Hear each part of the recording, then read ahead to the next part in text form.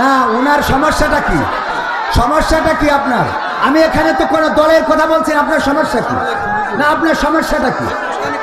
আমি তো এখানে ভাই বসেন বসেন সবাই সবাই বসেন বসেন আমার কথাটা একটু শুনুন।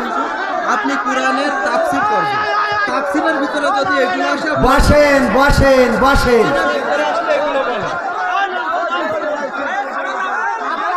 বসেন বসেন সবাই বসেন বসেন আমি কথা বলছি, বসেন পরিবেশটা সুন্দর করে দেন, বসেন বসেন আমার কথাটা তো বুঝবেন আগে। আরে বাবা আপনারা মনে করছেন রাজনীতির কথা বলছেন, আমি তো বুঝাইনি। বসেন আগে বসেন সবাই বসেন বসেন বসেন। এই সম্মানিত ভাইরা আমার দিকে একটু লক্ষ্য করে আপনারা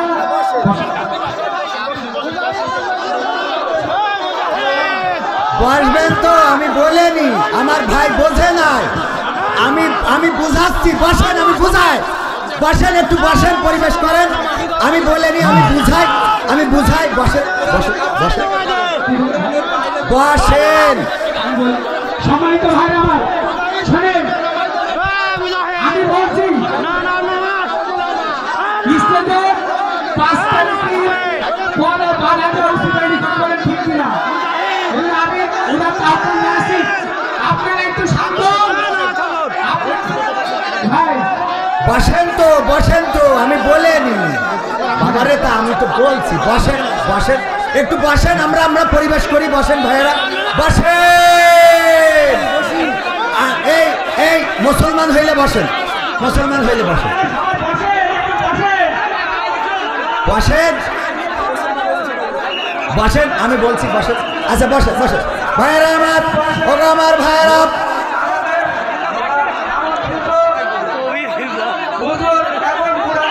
বসেন বসেন তো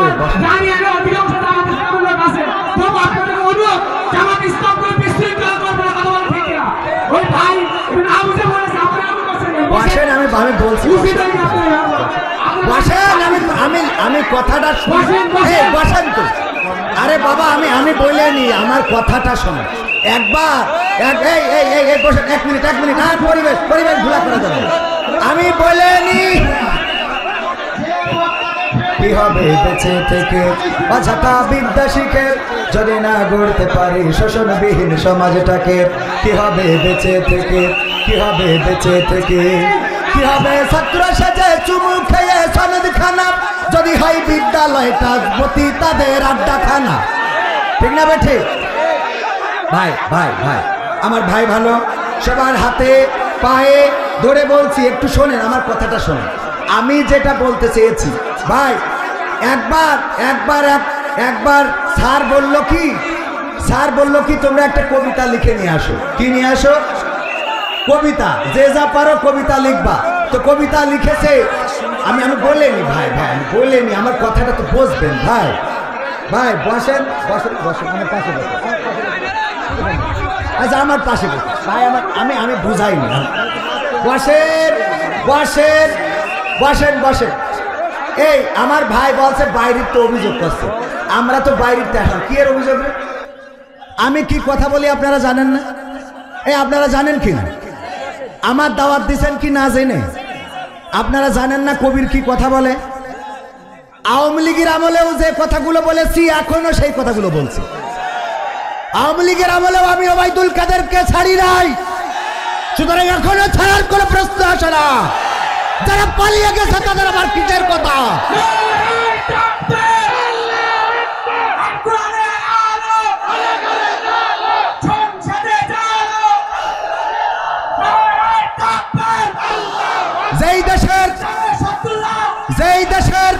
যেই দেশের নেতা, যেই দলের নেত্রী, যেই দলের এমপি, যেই দলের চেয়ারম্যান তাদের কর্মীদের রেখে পালিয়ে যায়, তাদের বাংলাদেশে কথা বলার অধিকার নাই। এতগুলো জনগণ, সাধারণ জনগণ যারা নূহ নবীর কিস্তি মনে করে নৌকায় উঠেছিল, আর আপনারা নিজেরা নিরাপত্তার সাথে দাদার দেশে চলে গেলেন, আর জনগণ কুপান খায়। আপনারা কিসের নেতা? কিসের নেতা আপনারা? এই দেশে 300 সংসদ সদস্য পালিয়ে গেল আর 4 দোকানের বিড়িখোর বলে হুজুর রাজনীতি করা যাবে না। 4 দোকানের গাঞ্জাখোর বলে হুজুর এই কথা চলবে না। তোমার প্রধানমন্ত্রী তো দাদার দেশে চলে গেছে। তুমি কথা বলো। তাদের দুশ্মন হয়ে তো আসি না, দুশ্মন হয়ে আসছি। আমি যেটা না না আমি ক্লিয়ার করছি না, আমি ক্লিয়ার করছি। আমি ভাইয়ের আমার এই পাশে কোনো কথা হবে না ভাই। আমার কথাটা বলতে দিবেন, না হইলে আমার চলে যাওয়া ছাড়া রাস্তা নাই। আমার কথাটা বলতে দেন, এই পাশে একটু বলতে তো দিবেন। ওই পাশে সব বিএনপি। বাবারে, বিএনপির, জামাতের, জাসদের, বাসদের, হেফাজতের ভাই মুসলমান তো আমরা এখানে। মুসলমান কি না? মুসলমান হইলে কোরআনের আদব হলো ওয়াইদা কুরিয়াল কুরআনু ফাসতামিউ লাহু ওয়া আনসিতু লাআল্লাকুম তুরহামুন। যখন কোরআন থেকে বলা হবে তখন চুপ।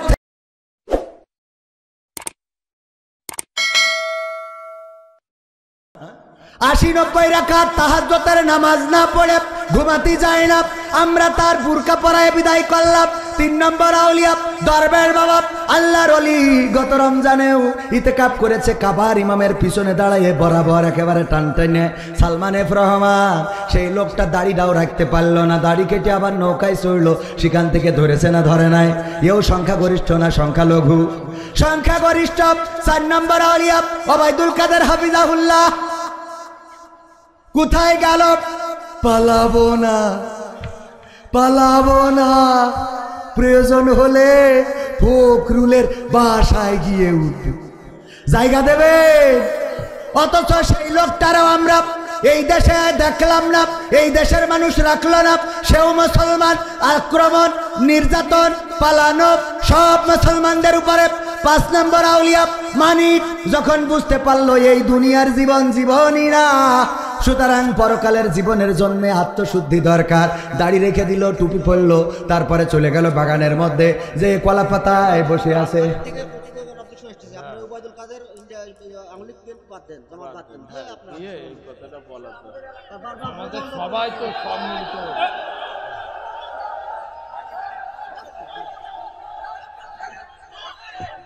বসেন বসেন বসেন। আমি তো এনে আওয়ামী লীগ, বিএনপি, জামাতের কথা বলতে আসি না, আসছি আমি বুঝানোর জন্য যে কথাগুলো বলছি, উদাহরণ দিতে যেয়ে। আচ্ছা আমি বলি, এই দেশে ভারতে প্রচার হচ্ছে যে এই দেশে মুসলমানরা হিন্দুদের নির্যাতন করছে, আর আমি প্রমাণ দিচ্ছি বরং এই দেশে মুসলমান নির্যাতিত হচ্ছে। বলেন ঠিক কিনা? মুসলমান নির্যাতিত হচ্ছে কিনা? আমি তো নির্যাতনের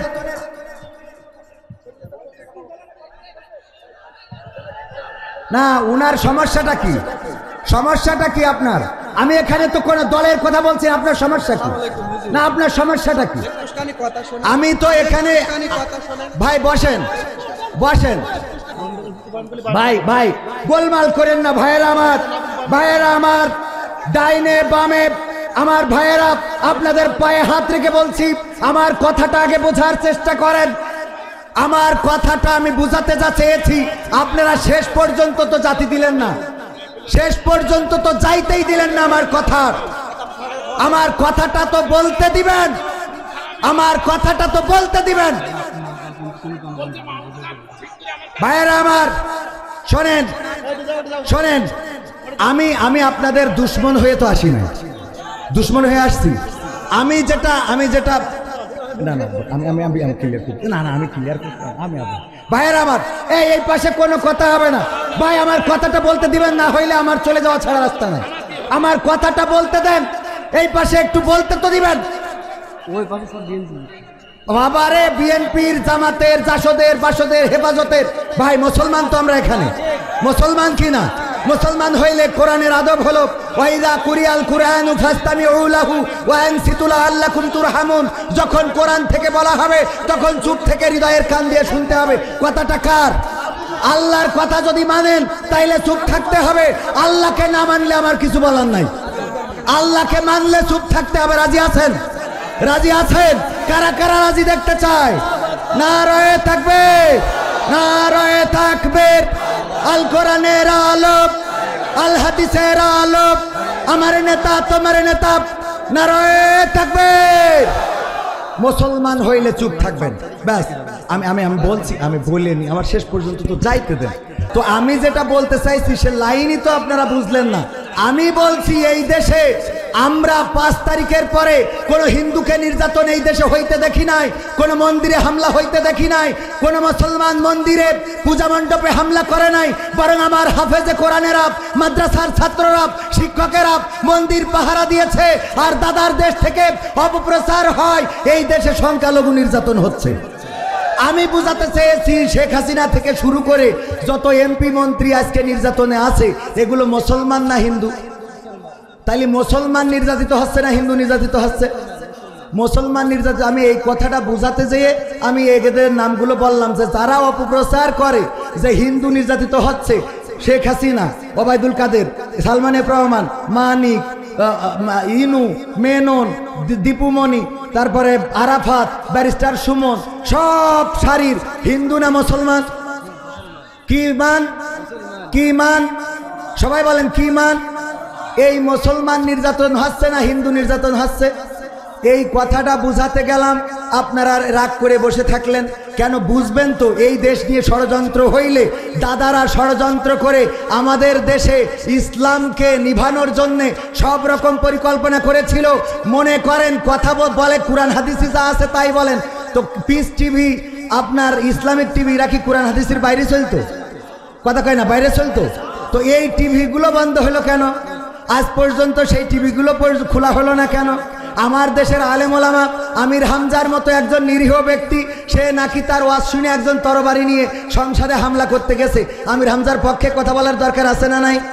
আল্লামা মামুনুল হক শাইখুল হাদিস আজিজুল হক রাহিমাহুল্লাহর সন্তান, এই মানুষটাকে কারারুদ্ধ করা হলো, সুজা মানুষটারে কুজা বানিয়ে দেওয়া হলো, তার পক্ষে কথা বলার দরকার আছে না নাই? কোরআনের পাখি দেলোয়ার হুসাইন সাইদি, তিনি কি শুধু জামাত ইসলামের সম্পদ? তিনি আওয়ামী লীগ, বিএনপি, আমার ভাইজানও সাইদির ওয়াজ শোনেন। আমার বিশ্বাস আপনি শোনেন কিনা?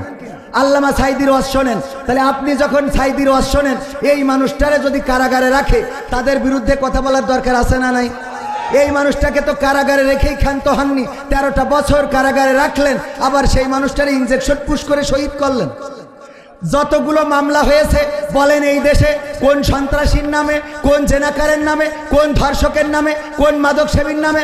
আপনার গ্রামে যদি খোঁজেন সবচেয়ে বেশি নামাজি যে, তাহাজ্জুদ গুজারি যে, দাড়িওয়ালা যে, টুপিওয়ালা যে, তার নামে 5টা 10টা 20টা করে মামলা আছে না নাই? এরা মামলা খাইলো কেন? এদের বিরুদ্ধে মামলা হলো কেন?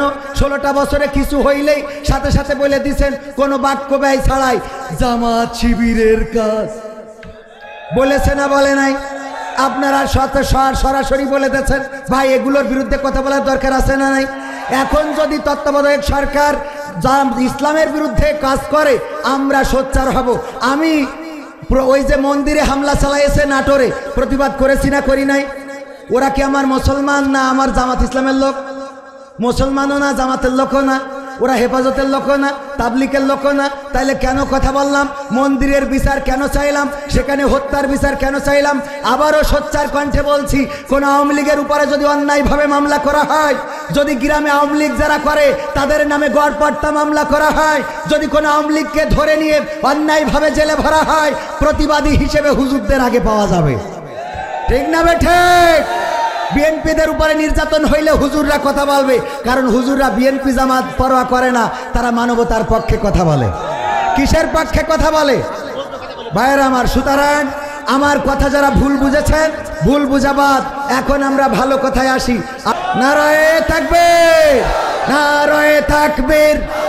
আল কোরআনের আলো, আল হাদিসের আলো, আমার নেতা তোমার নেতা, নারায়ে তাকবীর।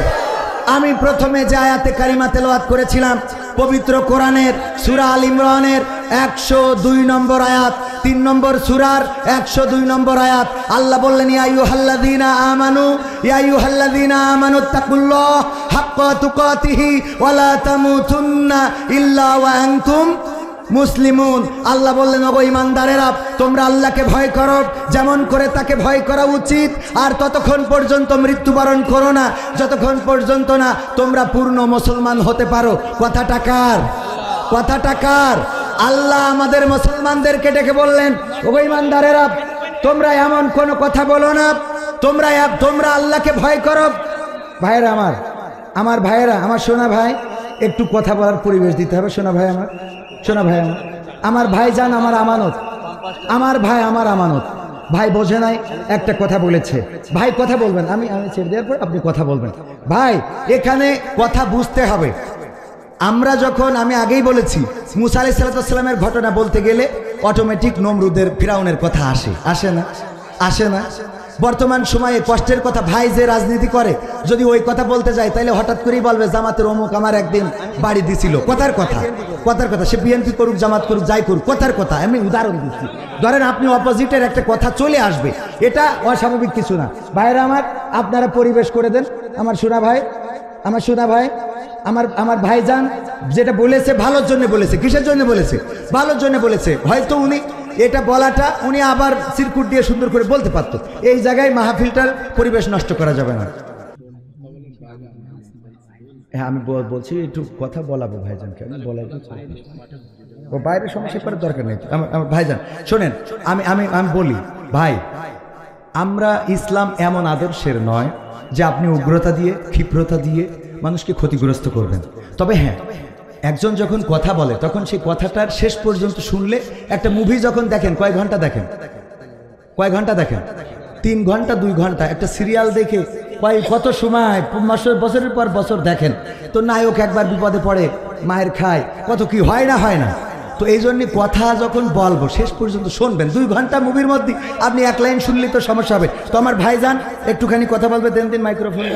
আমার ভাইজান উনি আসলে যেটা বলেছেন উনি ভালোর জন্য বলেছেন, আপনারা বোঝেন না। নেন।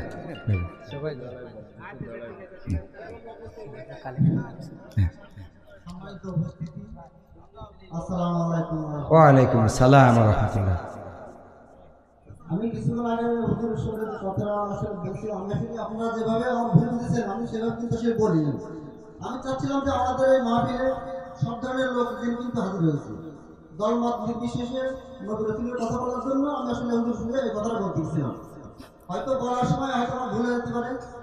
তো আমি আমার এই কথার ভিতরে যদি আপনারা কোনো কষ্ট হয়ে থাকেন তাহলে আমি ভুল স্বীকার করছি, আপনারা আমার ক্ষমা করে দেবেন। আসসালামু আলাইকুম ওয়া রাহমাতুল্লাহ। সম্মানিত ভাইয়েরা, ক্ষমা করার নীতিটা কার? আল্লাহ। কার? আল্লাহ এতটাই ক্ষমাশীল, যখন ফেরাউন পানিতে চুবানি খাচ্ছে, ফেরেশতা জিব্রাইল আল্লাহর রাসূলকে বলছে, আল্লাহর রাসূল, ফেরাউন যখন চুবানি খাচ্ছিল আমি যে এক লাথি কষি দিয়ে ডুবাই দিয়েছি। তো বলল কেন? কারণটা হলো আল্লাহর এত দয়া যে ওই বিপদের মধ্যে থেকে যদি বলে যে আল্লাহ আমার ক্ষমা করে দাও, আল্লাহ ক্ষমা করে দিতে পারে। সুবহানাল্লাহ বলবেন।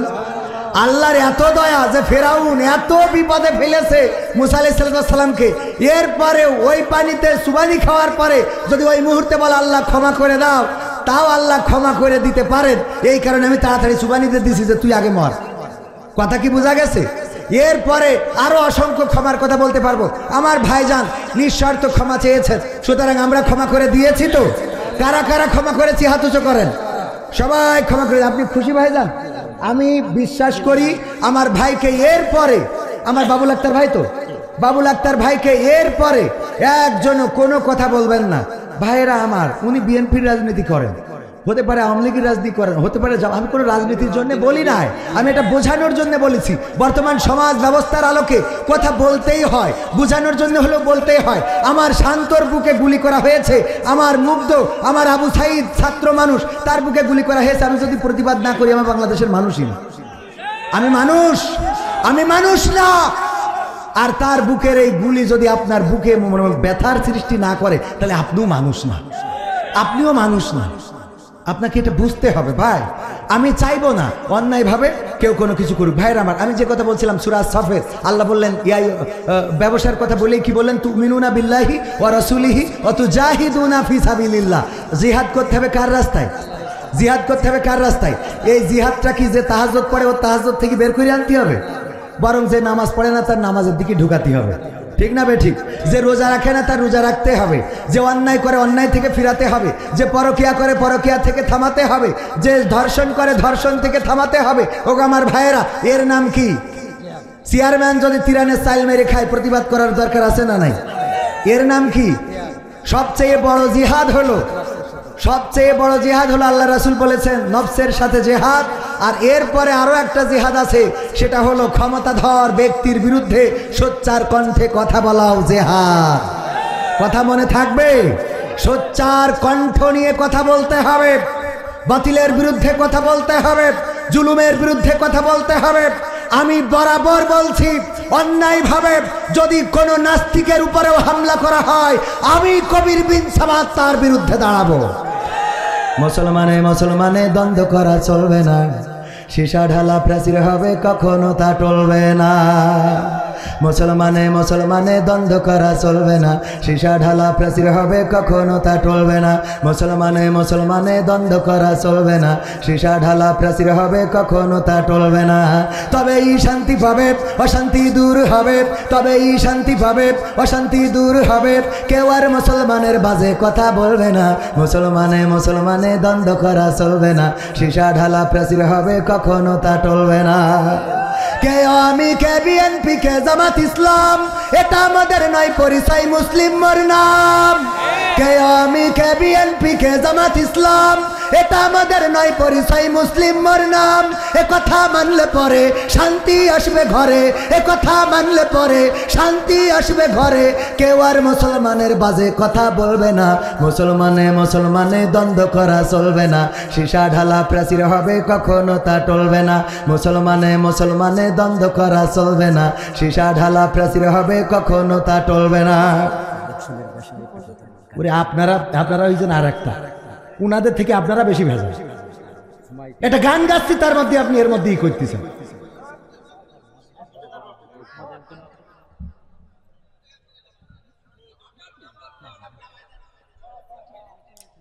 কাঠি প্রথম করেছেন আপনি এখানে হুজুর মানুষ, প্রথমে হেদায়েতের ওয়াজ করেন। তা আমি হেদায়েতের বাইরে কোন ওয়াজ করতেছি কেন? হেদায়েত শিখান আমারে, হ্যাঁ? আর প্রথম কাঠি করেছে কিন্তু উনি, আপনারা ভাব এর পরে খেপেছেন। এর মুখে দাড়ি নাই তো এই জন্য খেপেছেন বেশ। দাড়ি থাকলেই মনে করেন পরহেজগার। প্রথম কাঠি করেছেন কিন্তু উনি।